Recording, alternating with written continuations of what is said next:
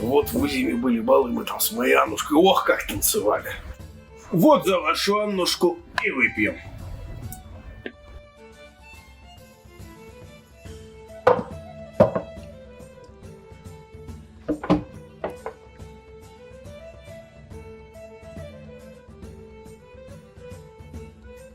О, какие люди!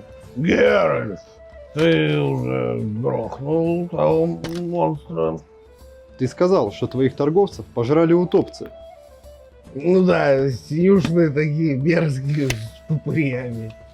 И почему же, скажи мне на милость, мне пришлось иметь дело с целой стаей гулей? Ходят гули по дороге. Съели руки, съели ноги. Свали отсюда, юродивый. Чтобы какой-то выродок указывал мне, что делать. Свали, тебе говорят, пока трактирщику не пришлось собирать твои кишки с пола!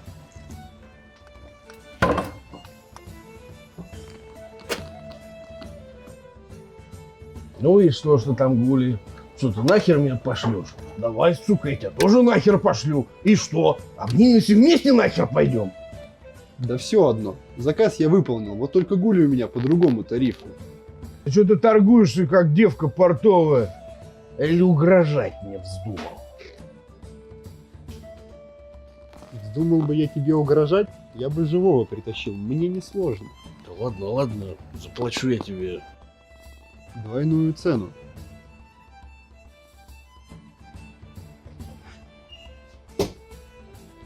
Эй, ведьмак!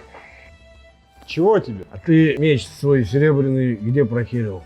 В болоте утопил, пока гулей твоих резал. Ну, тогда у меня к тебе будет предложение, выгодное нам обоим.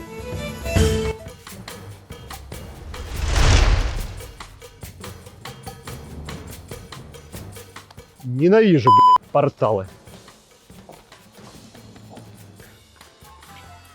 Конечно, буду ем как могилу. Строго по секрету, все между нами. У нас обед, уважаемый. А я от Филиппа пришел. Вы не братья часом? Сестры, блядь, стать в один горшок ходили. Чем докажешь, что ты от него.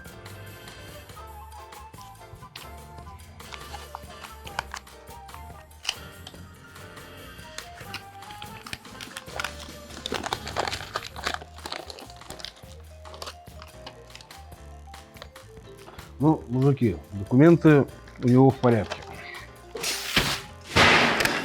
Давай, рисуй. Че, все так просто, что ли? Кому просто, кому еще работать и работать. Представляешь, 3 дня с ним общаюсь. Пришел такой красный, злой. Говорит, хочу огромный топор себе. И рисунок показывает. Я ему говорю, зачем тебе все эти черепа, шипы? Ты же ими работать не сможешь. Да. По-любому еще какие-то фразы говорил, такие пафосные, по типу времена меняются там, да? Так ты его знаешь, что ли? Да, знакомые мы, конечно. Ну, примерно вот такой у меня в болотах сгинул. Ну что, тогда приступаем работать. Кирюх, разжигай горн. Грант, дуй за металлом, а я пока закончу перекус.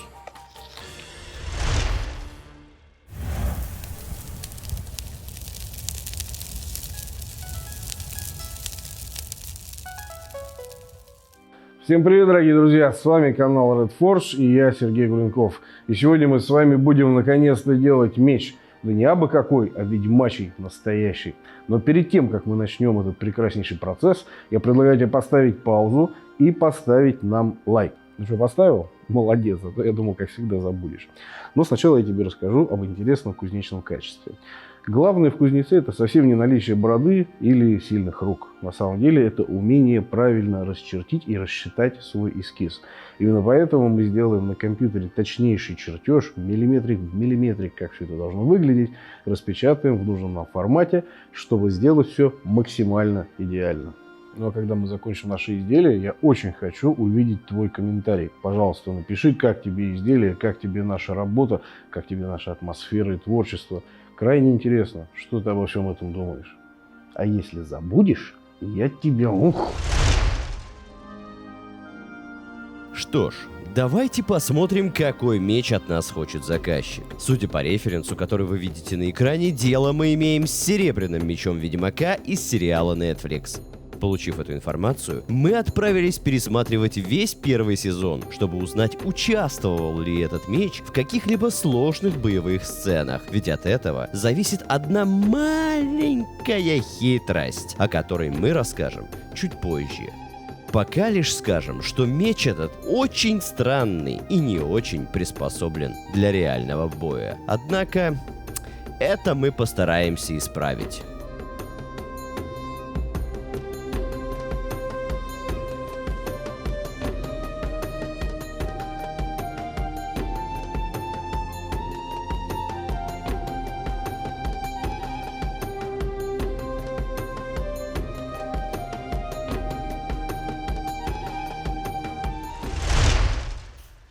Мы закончили подготовительную работу и теперь переходим к рубрике «Понуди как Петрук». На фоне всего того, что в последнее время мы наблюдаем в кино и сериалах, этот меч выглядит весьма достойно. Перед нами полуторный клинок. Из его недостатков я могу назвать гипертрофированное яблоко и гарду, а также шейку на лезвии, которая обозначит его слабое место.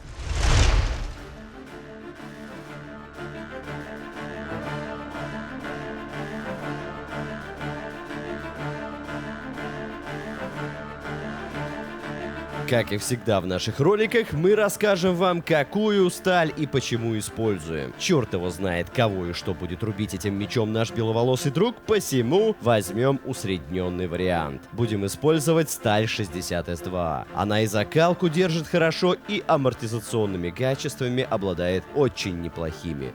Куда более лучшими, чем серебро, из которого этот меч сделан в оригинале. Ну а с тем, как наделить этот меч магическими свойствами, ведьмак уж сам как-нибудь разберется.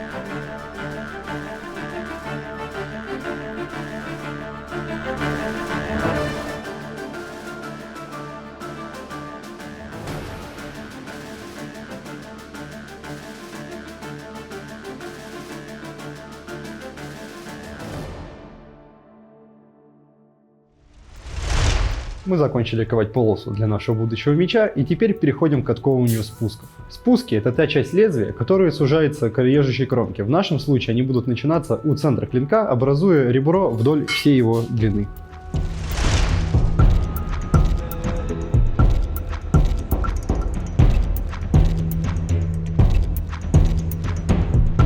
А пока мы придаем нашему мечу форму, давайте поговорим о той самой маленькой хитрости, о которой упоминали в самом начале. Помните, мы отправлялись искать сложные боевые сцены с этим мечом. Наша небольшая хитрость зависит именно от того, были ли они в сериале или нет. Видите ли, обычно при съемках сериалов и фильмов используют мечи, которые намеренно сделаны не такими длинными, как если бы они были настоящими. Ведь если сделать лезвие меча правильной длины, возникнут проблемы с использованием его копий из твердой резины. Узкий конец будет постоянно обламываться. Кроме того, если сделать клинок правильной длины, участникам боевых сцен придется находиться довольно далеко друг от друга из-за соображений безопасности, что, в свою очередь, требует использования более широкого кадра при съемке.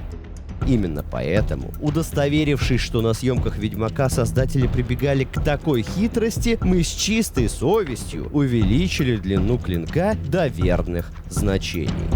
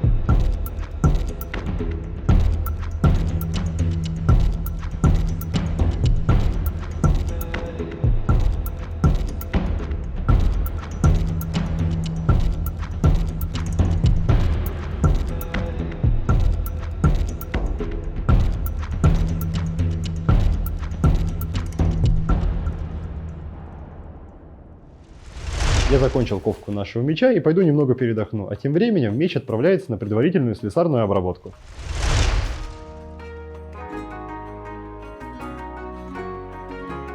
Такая операция, как предварительная шлифовка, необходима не потому, что с отформированным при помощи гриндера клинком работать эстетически приятно, а потому, что если не свести все толщины на клинке к единому знаменателю, его просто-напросто поведет при закалке. А этого нам очень не хотелось бы. Один просчет, и придется начинать работу заново.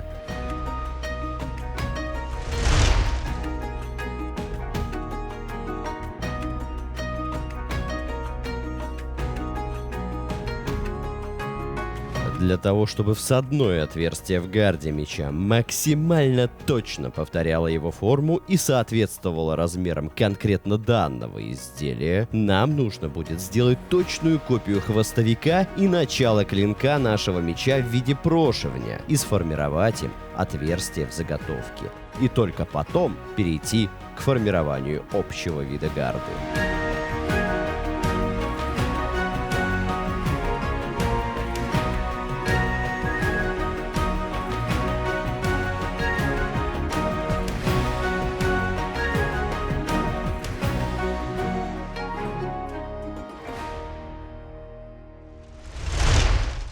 Пока Сергей Владимирович занимается предварительной шлифовкой нашего меча, а Вася пошел отдохнуть, у меня наконец-то освободился горн и молот для того, чтобы сделать фурнитуру для нашего меча. Для этого нам потребуется на яблочко вот такой брусочек металла, и на гардочку мы возьмем вот этот СТ3. Как и говорил Василий в начале нашего ролика, фурнитура для этого меча крайне нестандартная ввиду ее размеров и веса. По нашим прикидкам, яблоко будет весить в районе 1200 грамм, а гарда будет в районе 300 грамм. И поэтому, исходя из наших расчетов, баланс меча будет смещен ближе к гарде, что не совсем удобно для постоянного фехтования. Но хозяин барин.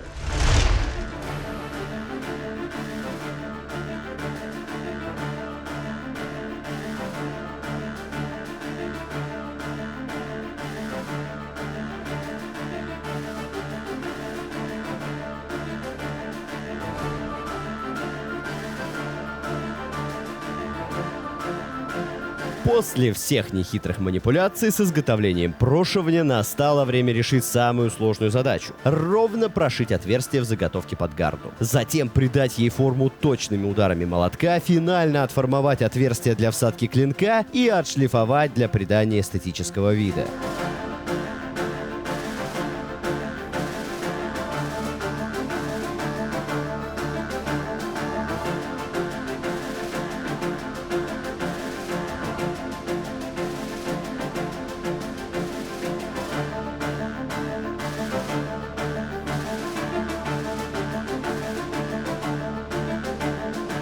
Яблоком история будет ровно та же. Разгоняем из болванки, формуем, шлифуем и вуаля, все готово. Конечно, это было бы гораздо быстрее и проще сделать на фрезере. Однако, канал-то у нас про ковку, да и в последних роликах ковки как таковой было крайне мало, так что будем делать все с помощью молота и такой-то матери.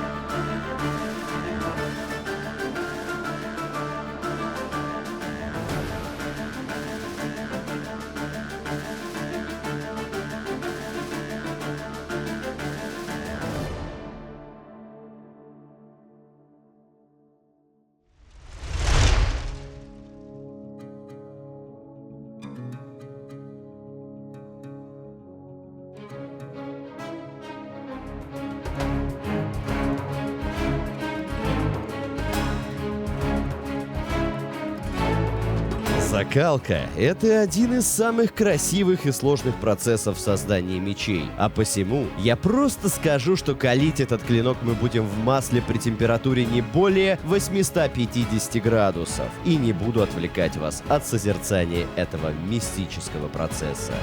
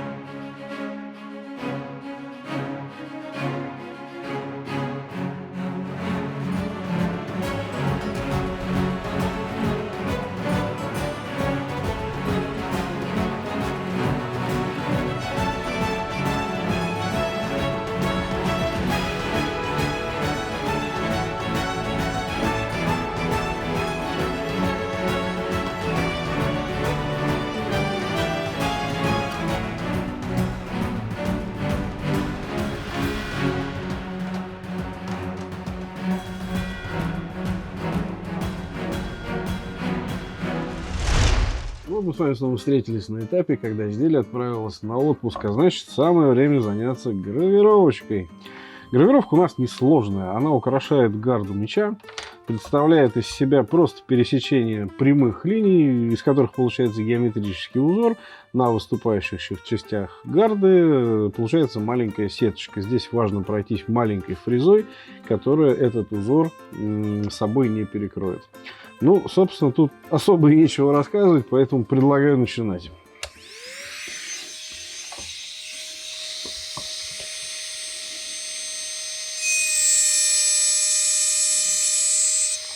Так. Что-то я не понял, а мы что без музыки-то? Колонка сломалась. Да ёб ты ж твою ж мать, я что? Сейчас что-нибудь придумаю. A few moments later. Пошли, пошли. Отпусти, не хочу! Пошли, сказал. Отпусти! Смотри, какая красавица. И что ты приволок? А, это наша новая колонка. Мы же Миш Ведьмака куем. Смогешь про Ведьмаков нам что-нибудь сыграть? А то.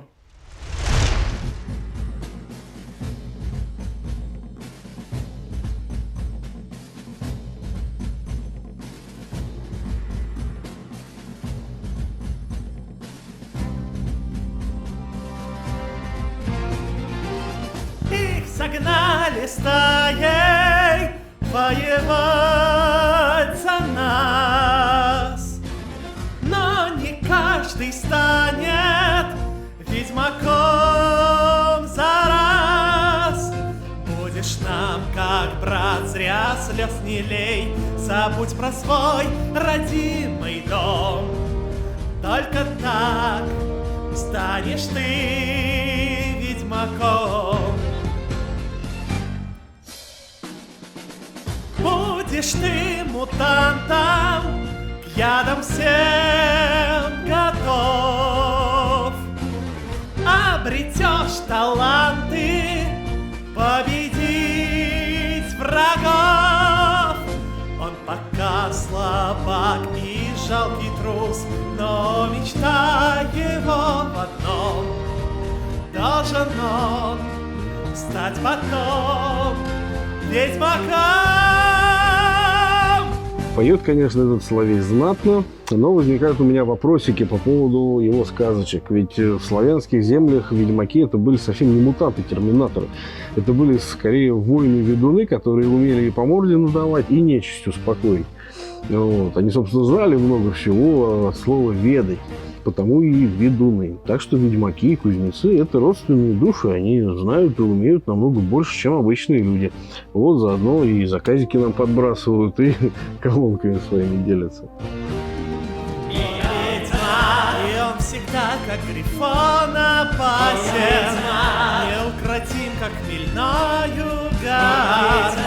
Герой он игр, сериалов, басен, никто не отразит его удар.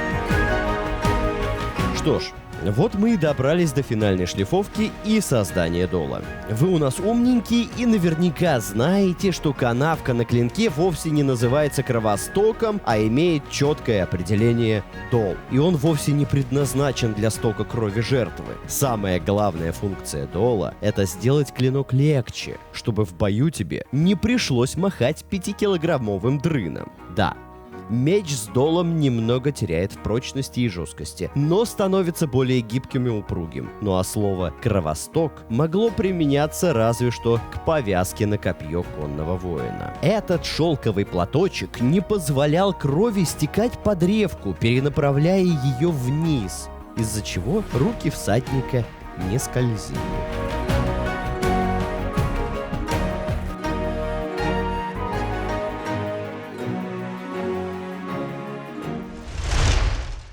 После всех предыдущих операций, для того, чтобы довести наш меч до логического финала, нам необходимо изготовить для него рукоять. Для этого мы распустили наш ясеневый брусочек вдоль.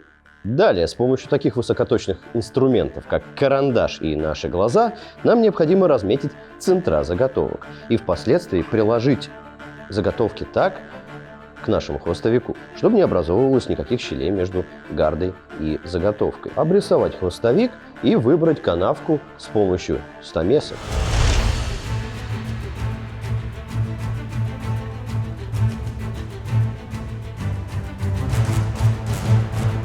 Канавка, которую мы выбираем с помощью стамески, должна идеально повторять форму хвостовика. Поэтому, чтобы воспользоваться этим способом, придется пройти через несколько этапов подгонки. Однако, такой способ более надежен, чем сверление или прожигание на горячую.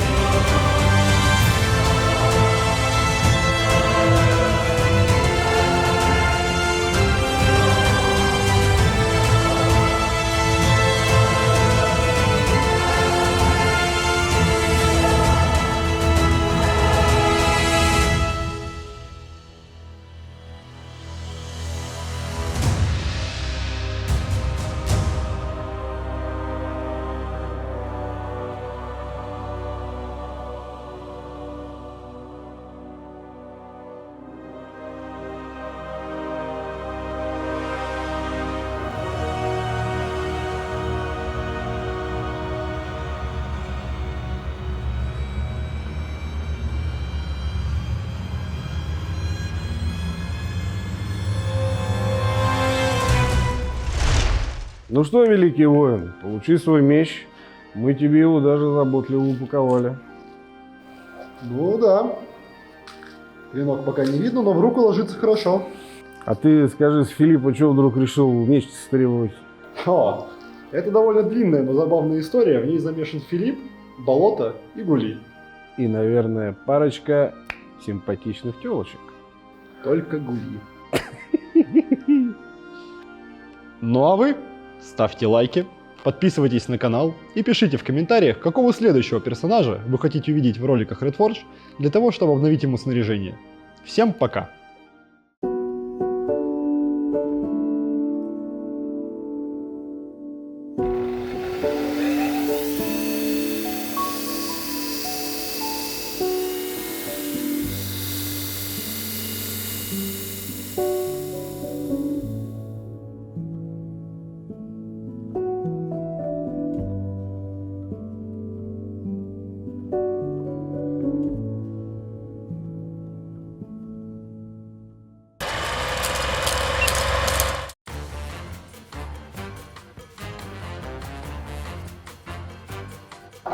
Артем идет.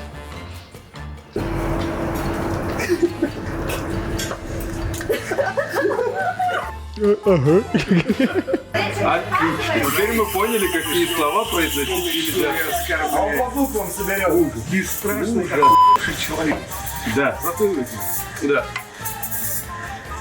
Ну, поет это свою... Твою ж мать, когда, сука, я... Да все одно. Заказ я выполнил, вот только гули у меня по другому тарифу. А мне похуй. Так, бургер доставай. Ну, Ты жрешь. Он жрет. Не надо ничего Так. Раскрывай, да, у нас концепция. Вот где мы с моей Аннушкой танцевали. Ох, какое было время. А грант слова забыл. Бля, буду в жопу не давал. Но один раз был забавный случай.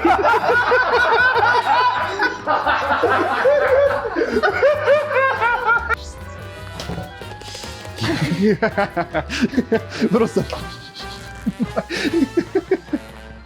Вот что. Как тут приткнуться-то вообще? Тут можно прямо это... Сегодня мы будем делать вот этот меч. Знаешь, как тяжело трахать гуля на болоте? Какой-то вырод указывал мне, что делать. Пока.